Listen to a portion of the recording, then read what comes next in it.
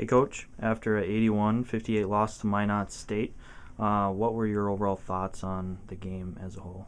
Well, I thought the second half we did some, we'll start with the positive. There were some things in the second half that we did fairly well. It was pretty even matched. But the bottom line is we got off to a terrible start. We looked like we were on break still. It's not like, as I told them, I know you don't try to do that as a team, you don't try to do that as a player, but you got to find a way to kind of snap out of that and kind of get into, we finished the going into the break against Crookston, playing a really good basketball game against a really good basketball team and getting a win. And it didn't carry over to tonight, and that's the thing that was disappointing of falling behind early and digging ourselves such a big hole. We got back to within 51-39 in the second half, cut it down to 12. But when you dig such a big hole, it only takes one or two baskets for them to make a 12-point game back to 16 again, and that just has a different feel to it. So we got to start better. At Crookston, we went out and started 32-13 ahead of them to start the game. We got to figure out how to do that every game.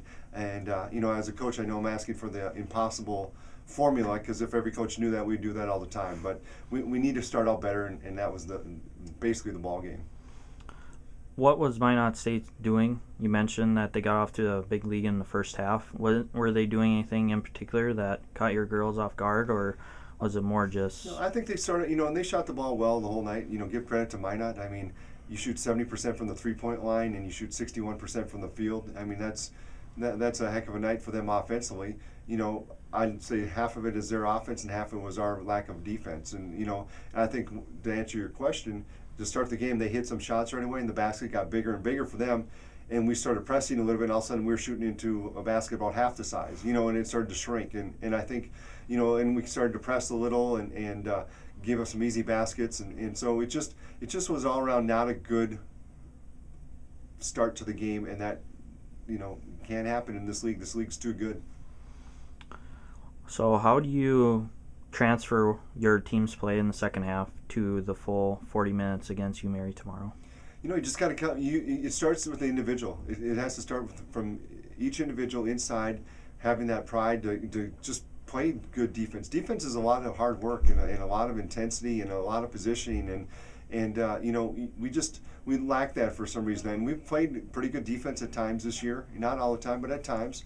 And I know we're young, but you know what? That's not an excuse not to be in the right position, not to be with the type of focus and energy that you need. All right, thanks, Coach. Thanks. Okay, Sierra, after an 81-58 loss to Minot State, obviously not the result your team would have hoped for, but what were your overall thoughts on the game? I really think that we didn't come out strong and we weren't really focused. I mean, it's tough coming back from a long break, but we just got to, keep our heads up and just come in tomorrow strong and ready to play. I imagine that would be the key to getting a win against UMary tomorrow, just transferring what your team did in the second half, try to transfer for the whole 40 minutes. Mm-hmm. Yeah, I think we played a good second half. I mean, that first half was just really hard on us, getting down by 20 points. I mean, it's always hard to dig yourself out of a hole that deep, but I really think second half we came out and we stuck with them, and we just got to play that from the beginning. All right, thanks, Sierra. Thanks.